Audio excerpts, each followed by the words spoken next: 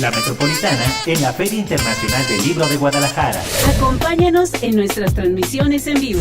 Vive la reunión editorial más importante de Iberoamérica. UAM, líder en conocimiento. Hashtag Soy UAM. Buenas tardes. Miren, en la UAM, Universidad Autónoma Metropolitana de la Ciudad de México, presenta esta vez dos textos. Uno de matemáticas aplicadas, dirigida fundamentalmente a ingenieros, y el otro dirigido a docentes de nivel medio superior y superior. Entonces, no sé cuáles sean sus intereses, porque podemos comenzar con el de matemáticas o con el de docencia, para... No tienen preferencias. ¿Matemáticas? Bueno, entonces, excelente, muy bien, qué bueno. Entonces, es que el texto de matemáticas lo elaboró el profesor Gerardo Aragón. Él es docente de ingeniería, tiene muchísimos años trabajando en ingeniería. Su experiencia, pues a veces la pone en libros, tiene varios libros.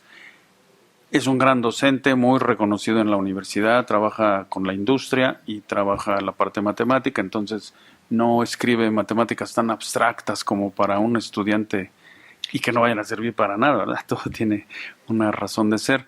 Entonces, bueno, pues lo dejo para que presentes. Bueno, pregunto, ¿son de prepa? Bueno, él estudia por su cuenta. Ah, bueno, para poder... Pero por edad se daría. Por edad, bueno, ¿usted? Estudié comunicaciones electrónicas. Ah, perfecto. Y estuve trabajando cerca de 10 años en conductores, en Motorola, en Guadalajara. Ah, qué padre. Y ya después estuve trabajando para Novia, Ah. que es la empresa que pone los chips en los disipadores. Laurier es la empresa que pone, es una empresa de robots que pone los chips en los semiconductores. Entonces, fue muy interesante toda esa experiencia en base al reconocimiento de imágenes. Todo eso, principalmente en base a estadísticas, se posicionaba la imagen, se determinaba si la imagen era correcta o no, y entonces se tomaba el semiconductor y se posicionaba en el disipador. Esa fue principalmente, la última empleo que tuve, en eso fue la aplicación de las matemáticas. Ah, ok. Yo estoy de acuerdo con los jóvenes, me gustó más el tema El tema. Ah, bueno, entonces, va a ser, es que vamos a dividirlo, De todas maneras, lo vamos a dividir. Entonces empiezo, miren, el libro que escribimos nosotros fue la interpretación curricular que tenemos de las matemáticas aplicadas para la ingeniería. Esta forma curricular que pusimos en nuestro texto es realmente la idea de cómo la matemática, por ejemplo, sirve para resolver ecuaciones diferenciales. En primera instancia, mediante los polinomios de Taylor, las series de potencia. Después hablamos de las series de Fourier, y ahí comienza el análisis de Fourier. Sí, el cuadrado. Entonces así comienza el libro. Entonces les describo rápidamente. Entonces, series de potencia, ahí están los polinomios de Taylor, que son muy famosos para aproximar. Por ejemplo, el seno de x, típicamente en licenciatura está acostumbrado a aproximarlo por x. Y dicen, es alrededor de 0, y lo dicen, vamos a aproximarlo con x, o sea, expandiendo más términos. Y ahí se cometen errores, porque no se puede salir mucho uno de entre 0 y pi medios, por ejemplo. Ya pi cuartos, realmente sí se aproxima bien, pero después de pi cuartos ya no se aproxima bien. Entonces los polinomios de Taylor sirven para eso. Y además las series de potencia sirven para expresar muchos. Por ejemplo, una cosa interesantísima que creo que vale la pena señalárselos es la fórmula más maravillosa de matemáticas, que es la fórmula de Euler, que es E a la I es la I compleja, x igual a coseno de x más I seno de x. Esa es la fórmula más preciosa de matemáticas. Sí, y de ahí salió todo, ¿no? Entonces, eso es en cuanto a series de potencia. Las series de Fourier, a diferencia de las series de potencia, se utilizan las cuestiones sinusoidales, senos y cosenos, para no me trabe. Y se compara, ¿no? De hecho, nació Fourier, las presenta él quería medir la temperatura del centro de la Tierra. Y resolvió la ecuación de calor. Entonces, él, en 1811 lo presentó. Ahí hay una anécdota, se las comento muy rápido.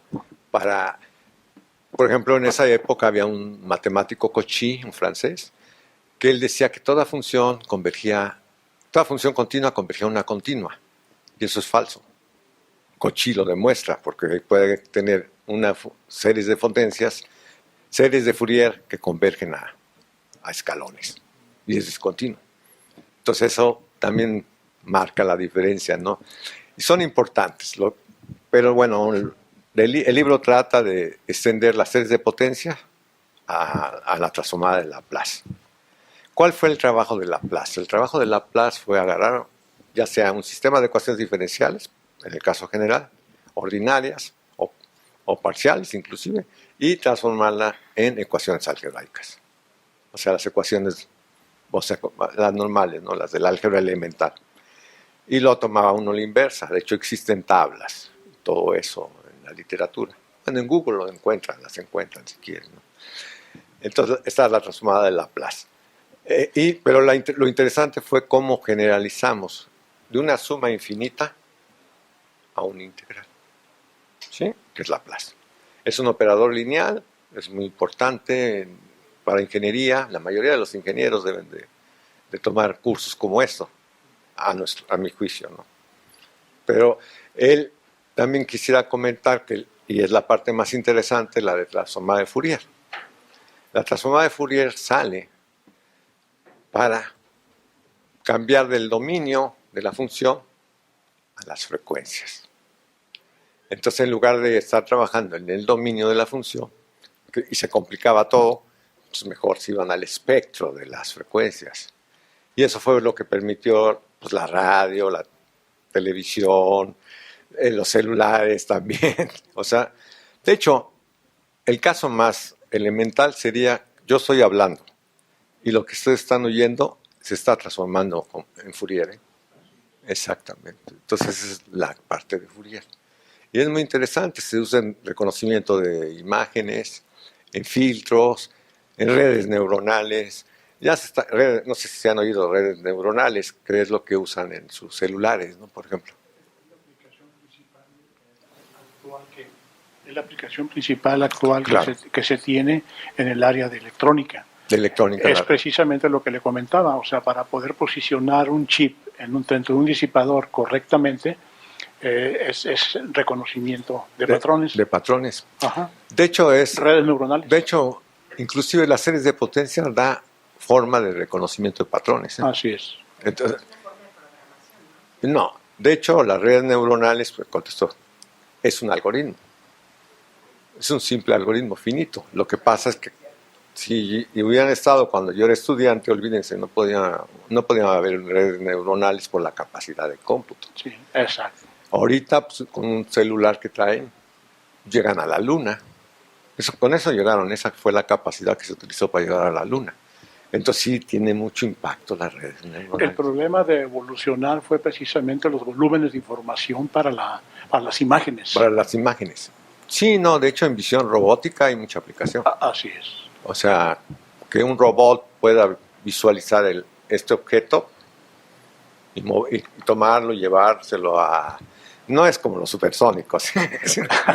Eso es un sueño que yo lo vi de chico y decía, ay, qué padre, va a ser el año 2000, pero no, es finito. Hay que entender lo que es finito y lo que es infinito. Hasta la fecha nadie ha logrado el infinito con la computación. Ni la computación cuántica, hasta donde yo sé.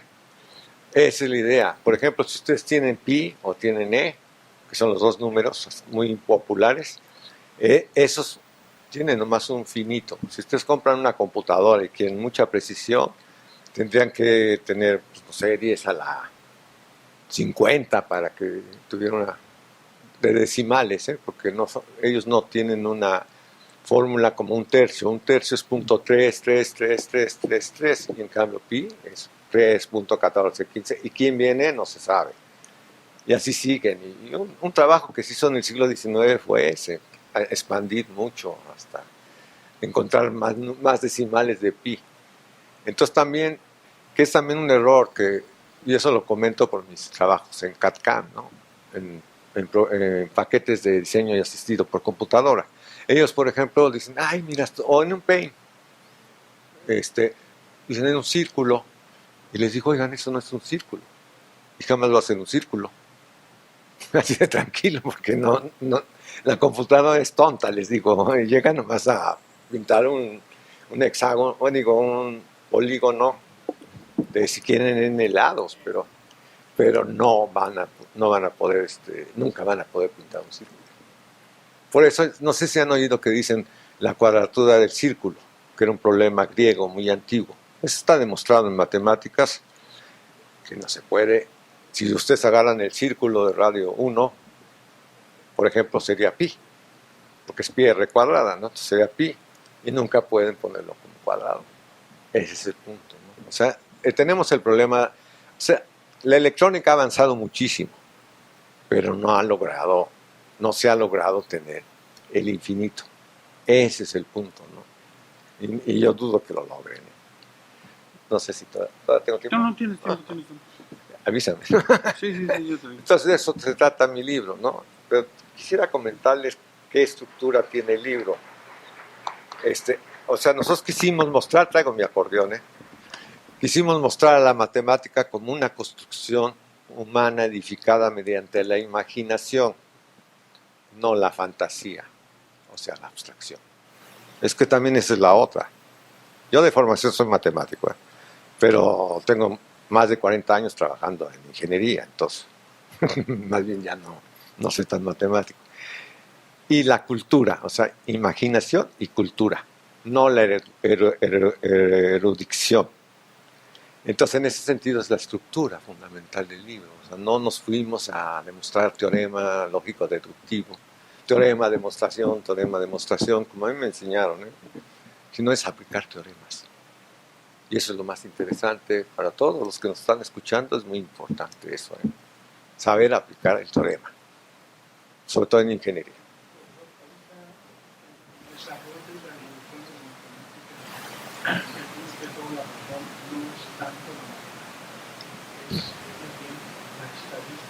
Exacto.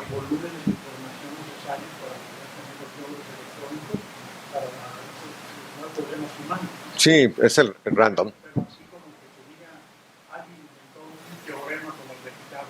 No. Hace 50 o hace 60 años de ahí para acá, creo que no ha habido una evolución como tal, ¿no? No, en matemática no. No, ¿verdad? Lo que pasa es que es que sí hay. Por ejemplo, en teoría de la medida, que es integración general, ese cubre probabilidad. La probabilidad es una medida. Y trabaja el teorema central en estadística, que toda distribución converge a la campana de Gauss. Sí. Todo eso existe, ¿no? Pero todo es al azar. O sea, el azar...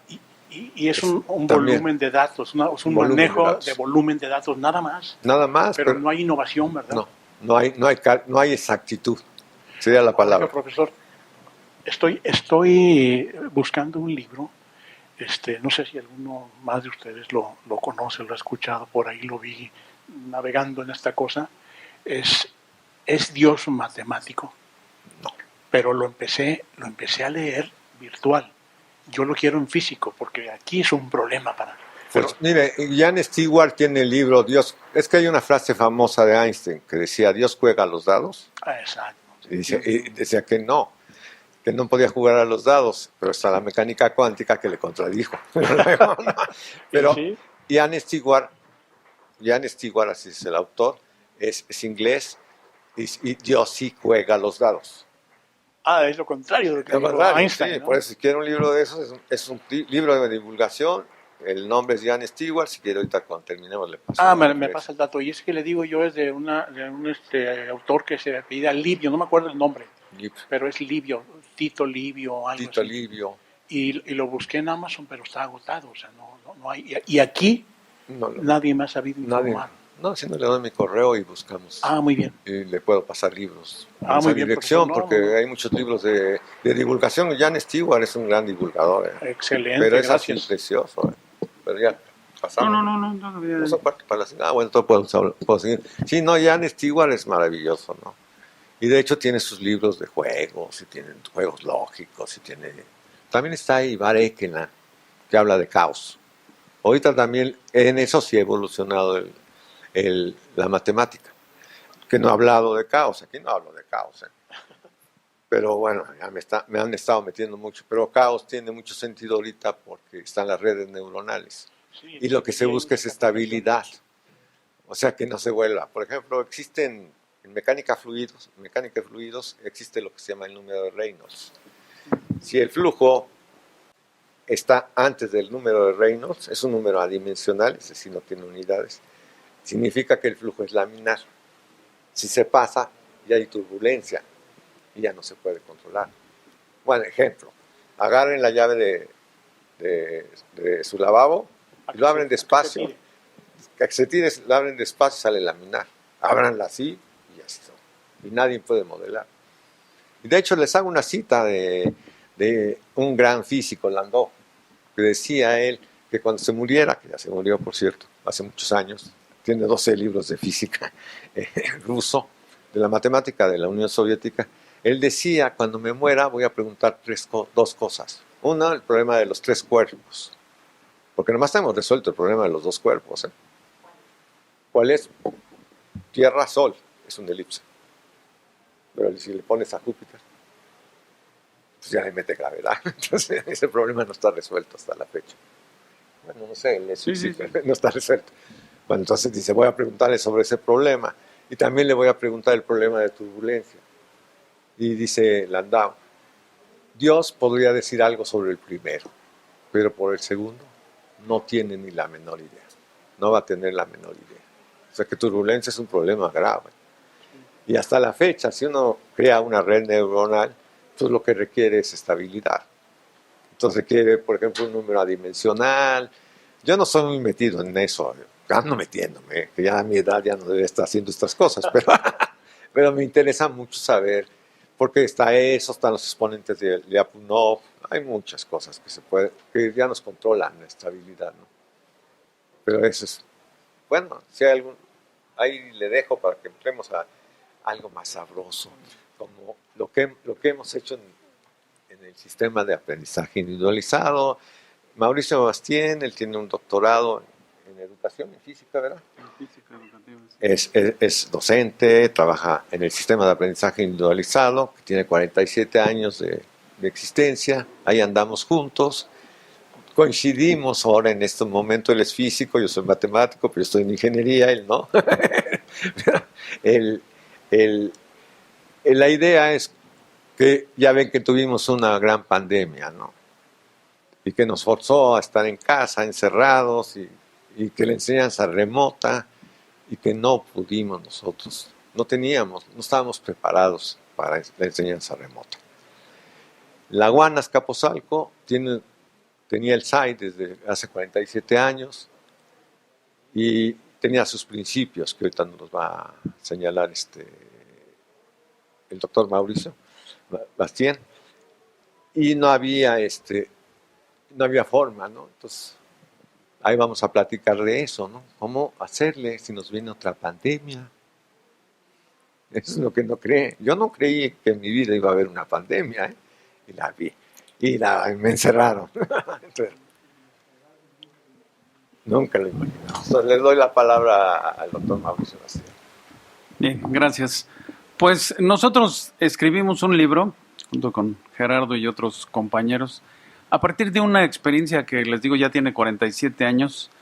No sé si han oído hablar de Flipped Course o cursos invertidos, que se supone que en estos cursos el alumno es el que estudia y el profesor nomás va a revisar la tarea. Este sistema que tenemos nosotros de aprendizaje individualizado, el profesor invierte una gran parte de su tiempo en preparar el material. Nada más, ahí en ese código QR, ahí pueden ustedes bajar el libro. Gratuito. Es gratis, ¿no? No hay costo. Entonces, en este libro que consta de 5 capítulos, escribimos lo que debería ser un docente para poder tener un curso de su materia, ¿no? De su especialidad. Pero la forma en que está descrita y demás también le sirve a algunos alumnos que estudian por su lado. Nosotros tenemos alumnos realmente pues muy brillantes que ni siquiera quieren ir a clase, ¿no? Porque dicen, yo me aburro ahí en clase, pero díganme qué tengo que estudiar. Y cuando las clases son presenciales, rara vez el profesor le puede decir exactamente qué estudiar cuando son tradicionales. En cambio, nosotros en este sistema de aprendizaje individualizado tenemos exactamente desglosado qué es lo que debe estudiar un alumno para poder aprobar la materia. Y además sabemos, pues, porque ya tenemos muchos años y muchas discusiones con compañeros, cuál es el temario de lo que debe estudiar. O sea, no se refiere de ninguna manera a un sistema autodidacta, porque el autodidactismo, bueno, su principal problema es que no hay orientación clara hacia dónde se dirige uno y cómo optimizar el tiempo, ¿no? Entonces, cuando alguien que estudia por su lado recibe una orientación, se le da todo el material que va a estudiar, se le muestran problemas que debe saber resolver al final del estudio, exámenes que han resuelto sus compañeros, aplicaciones de lo que está estudiando, entonces ya adquiere otro sentido el aprendizaje individualizado. Desde luego, es un aprendizaje que se realiza dentro de la universidad. No es algo que que pueda hacer alguien por su lado. Sí lo apoyaría, pero la idea es que esté, en nuestro caso, que esté inscrito en la universidad, entonces entra y ahí puede ver mi aula virtual. Y entonces ahí ve qué es lo que tiene que saber. Y tenemos incluso, en el caso del profesor Gerardo, en el mío, sabe por semana qué debe estar estudiando, qué debe estar resolviendo. Este sistema está basado en 5 premisas. La primera, que es por la que no le gusta a muchos compañeros, es que el profesor no es el dueño del conocimiento. Pues el conocimiento ya está en internet, está en los libros, en las conferencias, en las pláticas, ahí está. No hay por qué ir a una clase para aprender y saber y dominar algo. Entonces, nosotros desde hace muchos años estamos convencidos de decirle al alumno, mira, aquí en todas estas referencias puedes encontrar dónde está el conocimiento. Y además, estas referencias están, pues digamos, supervisadas y catalogadas por muchos profesores, entonces están bien hechas. Por ejemplo, si son videos de YouTube, no hacemos una lista de 200 videos para dárselos, porque si cualquiera de ustedes en la especialidad que estudian o que quieran conocer, entran a YouTube y dicen, a ver, pues quiero de lo que ustedes gusten, un video que hable sobre, a ver, ¿qué es la integral? Va a haber 100,000. Y dice uno, bueno, ¿y cuál veo? A veces, pues, agarra uno el primero, el segundo, el tercero, ¿no? Pero se necesita alguien que sepa para que diga, mira, estos ya los vi y están bien. No, a lo mejor hay 90,000 que no vi y que pueden estar bien, pero por lo menos estos que te digo, sí están bien. Entonces, toda la información que se les da en estos cursos de aprendizaje individualizado está ya, como dicen algunos, que se hace una curaduría del material a utilizar. Ese es el primer elemento. El conocimiento no está en el profesor. El segundo es que el alumno debe de avanzar a su propio ritmo. Hay veces que tiene uno etapas muy lúcidas, muy brillantes y puede uno ponerse a leer y aplicar todo el día aprendiendo, ¿no? Y hay veces que por X razones no avanza uno. Pero la idea es dejar al alumno que avance a su propio ritmo. Además, algo que es muy importante es lo que llamamos nosotros la excelencia, y que ese es el tercer punto, que un alumno no debe continuar si no ha dominado el material anterior. Y eso es algo difícil de de mostrar y de interiorizar. Hasta nuestros propios alumnos dicen, bueno, pero ya medio lo conozco, ¿por qué no voy a poder avanzar? Bueno, la experiencia nos dice que en pocas palabras, como decía el jueguito de maratón, la ignorancia no avanza. Entonces, si yo repruebo y quiero seguir adelante, pues no voy a tener mucho éxito. Ese es el tercer principio. El cuarto principio es acerca de que no hay clases, pero las pláticas que da un profesor deben ser motivacionales. Por ejemplo, lo que decía Gerardo, ¿no? Redes neuronales y esto. Eso es motivante para un alumno decir, ay, oiga, y yo con redes neuronales puedo hacer esto. Sí, lo puedes hacer. Pero primero hay que estudiar esta matemática, porque no se trata nada más de hablar así y de conocerlo de palabras, sino hay que entender para hacer un ejemplo preciso.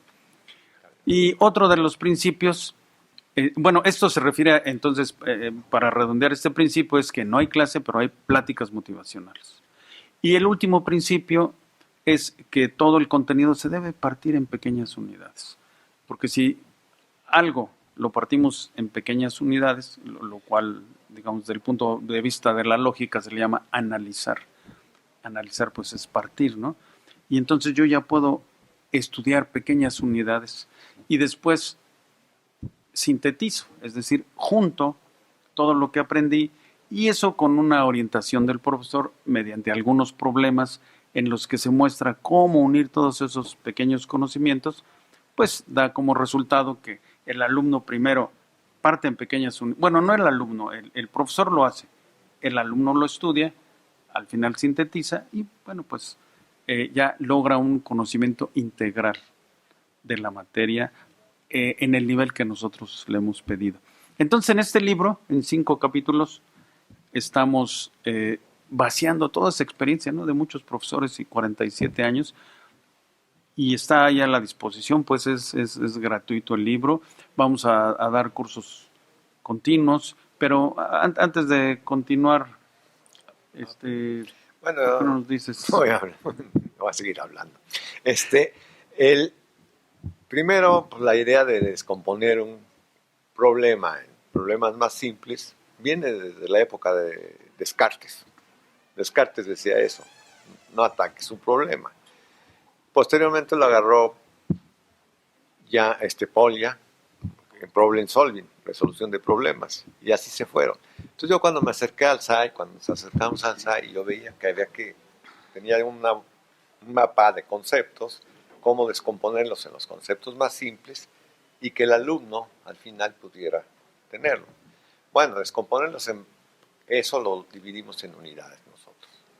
Entonces, en el caso que es el que me toca hablar, tenemos una guía de un curso de termodinámica hecha por mí y coautores, ¿no? En ese y se llama Termodinámica y Guía de Enseñanza-Aprendizaje. O sea, incluyo en el CD y ese está a la venta en la Huayna-Azcapotzalco. Es un CD y ahí viene un texto virtual. O sea, nos adelantamos.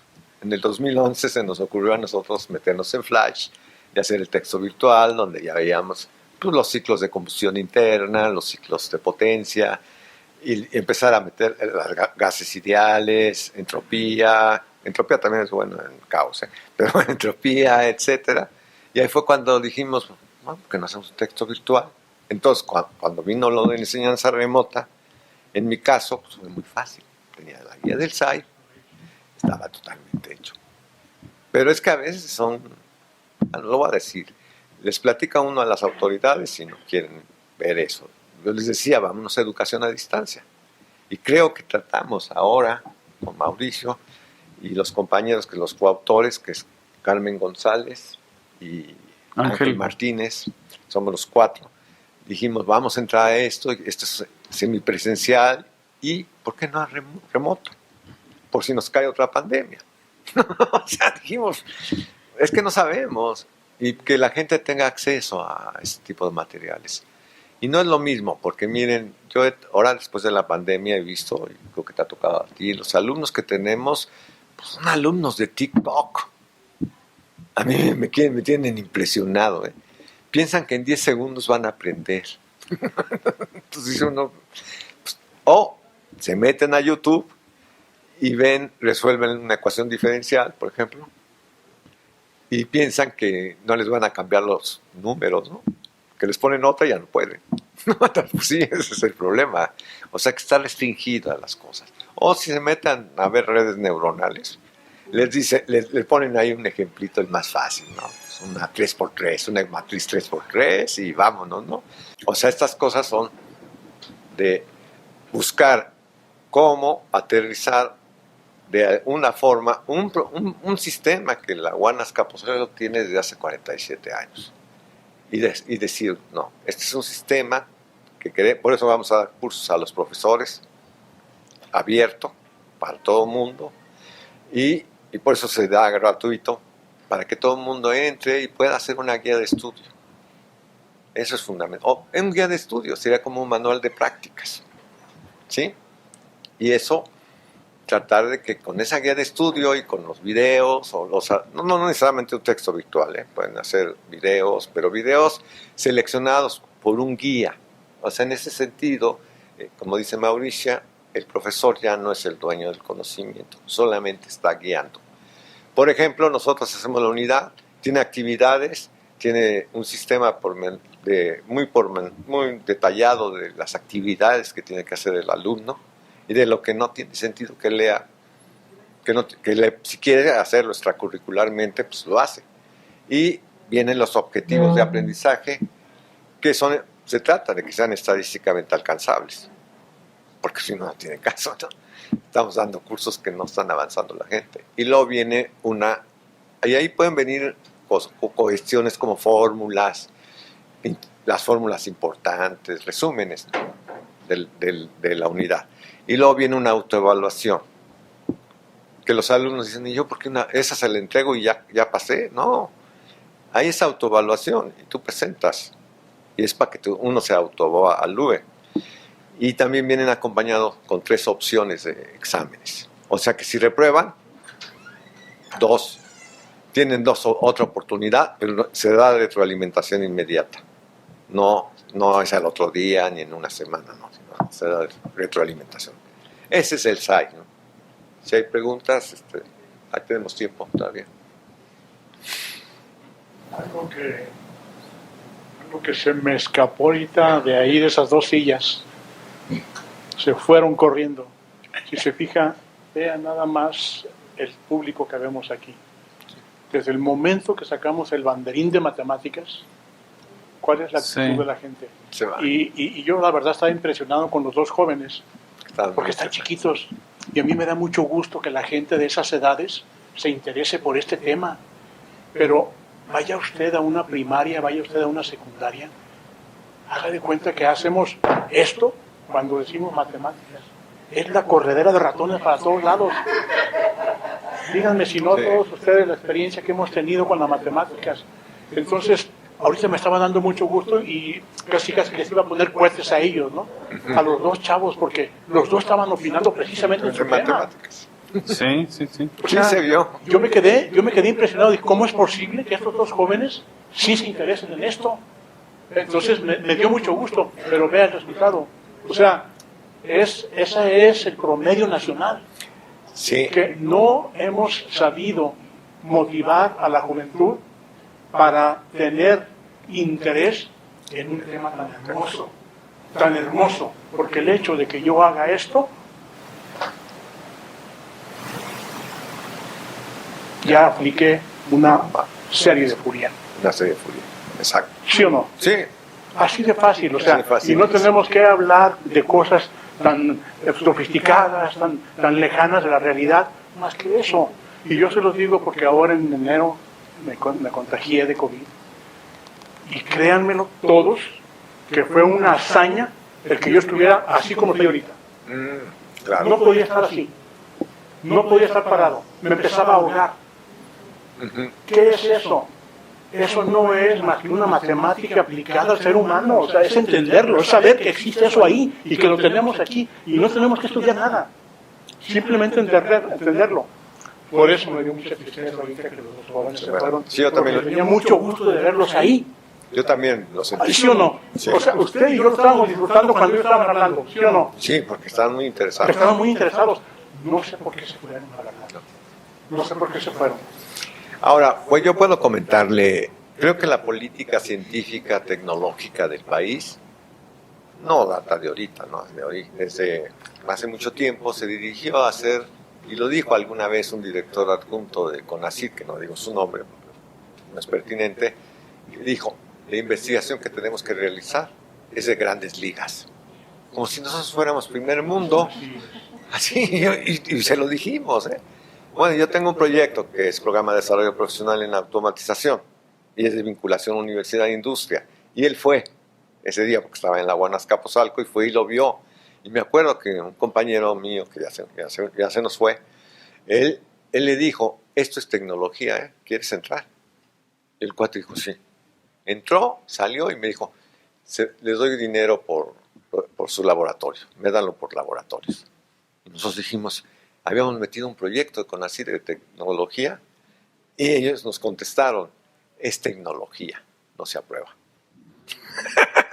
tenemos esa experiencia, pero ahorita realmente a mí me recuerda sus palabras, lo que decían, lo que hicieron muchos los soviéticos.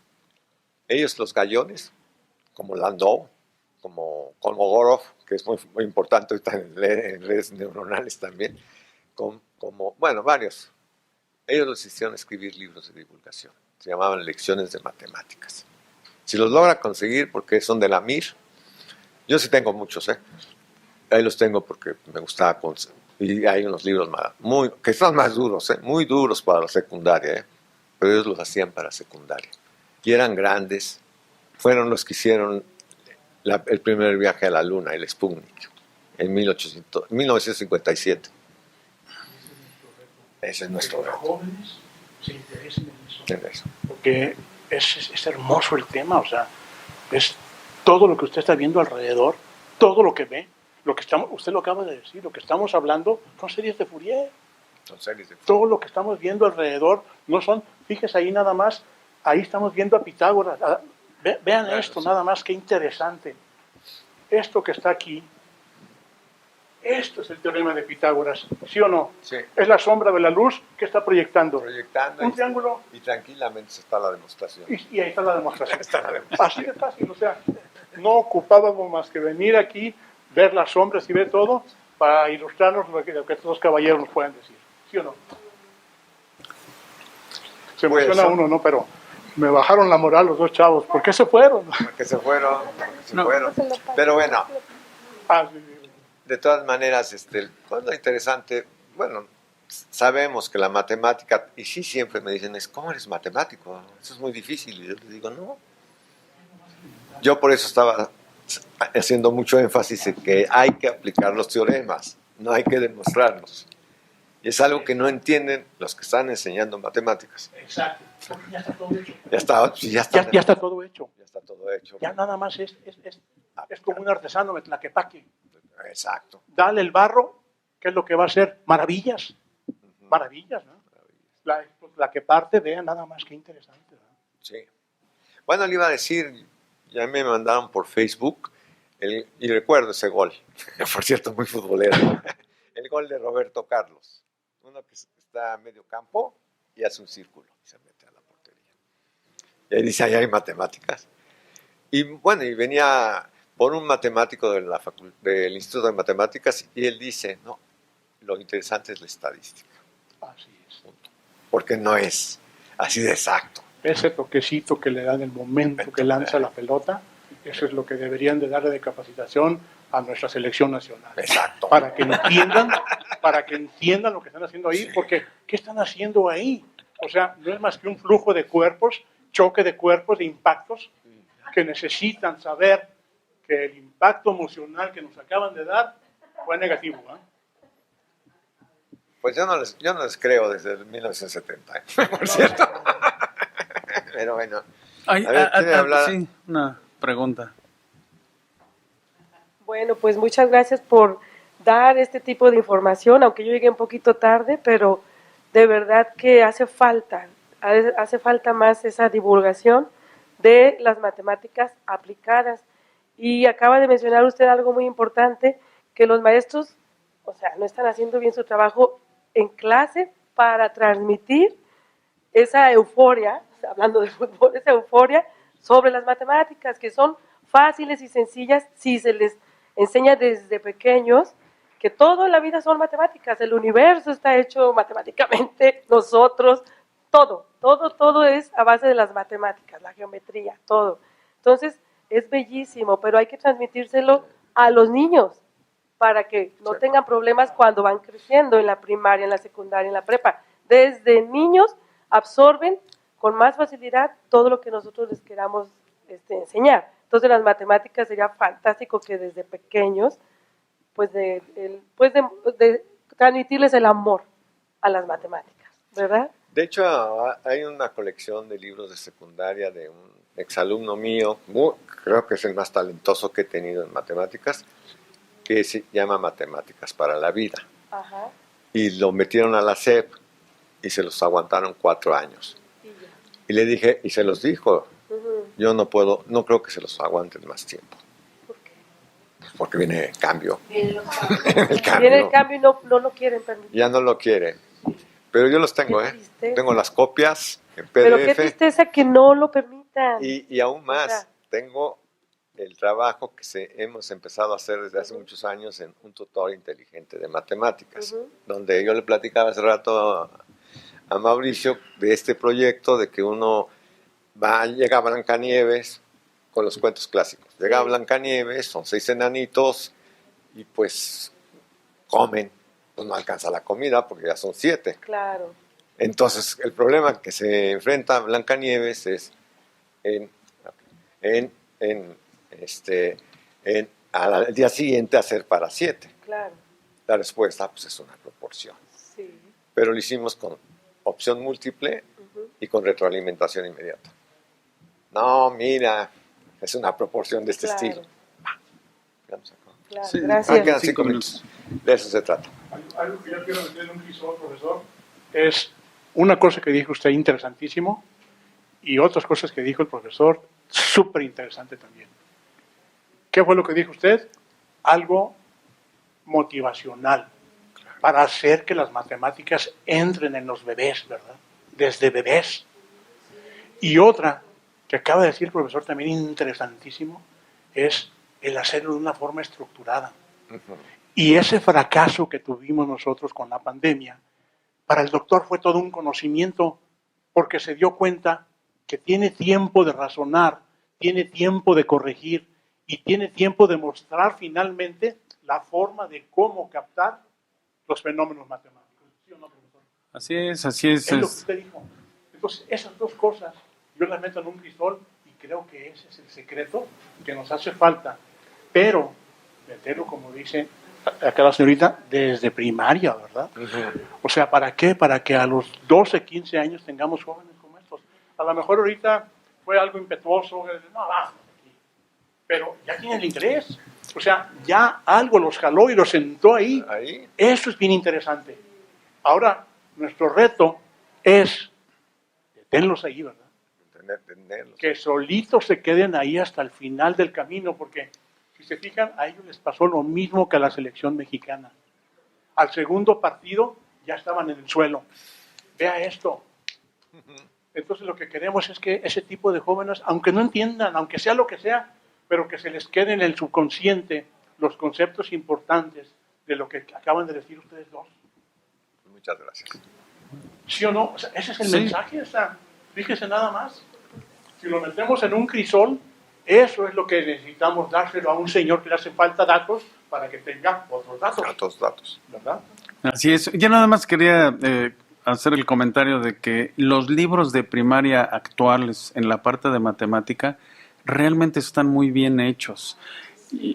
Ojalá y los profesores de primaria los pudieran seguir porque realmente están estructurados, pensados, además por un grupo de expertos en enseñanza de la matemática. Y valen mucho la pena, ojalá y se sigan en la primaria, ¿verdad? Para crear esto que están ustedes diciendo, ¿no? Esta motivación desde chiquitos. Algo que adolecemos y que nos hace falta. Yo no quiero sentarme tanto en las conferencias, ustedes no miran. No, pero no, que nos queda. Fue mejor así. Algo que de lo que adolecemos es en lo siguiente, que nunca, en México, nunca tenemos a alguien a quien darle resultados, si se fijan. Sí, no. En las empresas que yo estuve, afortunadamente, o sea, no es porque alabe a los gringos, no, nada de eso. Motorola de México estuvo aquí cerca de 40, 50 años. Pero ¿sabe cómo nos traían? Tú vas a empezar a trabajar aquí y le vas a reportar a este señor. Entonces, al final, cuando me presentaron a esa persona que me contrataron y que me pusieron enfrente de él, ahora sí vente. Lo que tenemos que hacer es A, B, C, D. No vas a hacer la D sin hacer la B y la C. Claro. Entonces, dígame usted en el gobierno, ¿quién hace eso? En las escuelas, ¿a cuál profesor le piden el resultado? Dame el estadístico de jóvenes que aprobaron para saber cuál es tu calificación como maestro y eso vas a ganar. Como nos queda un minuto, le quería nomás decir que el sistema de aprendizaje individualizado prepara a los profesionistas para que, a los ingenieros sobre todo, para que salgan, ¿qué van a tener? ¿Manuales? ¿Y qué los van a haber alguien que les enseñe? Se los tienen que chupar. De ahí que este sistema es muy importante y fundamental para formar ingenieros. Bueno, y también formar economistas, y formar Cualquier materia. Sí. Cualquier materia. De hecho, nosotros estábamos pensando en inundarlo, ¿no? Ya. Pues, gracias. Somos árbol de conocimiento que florece. La UAM estará presente en la FIL de Guadalajara 2022. Del 26 de noviembre al 4 de diciembre. Visítanos en el stand F10.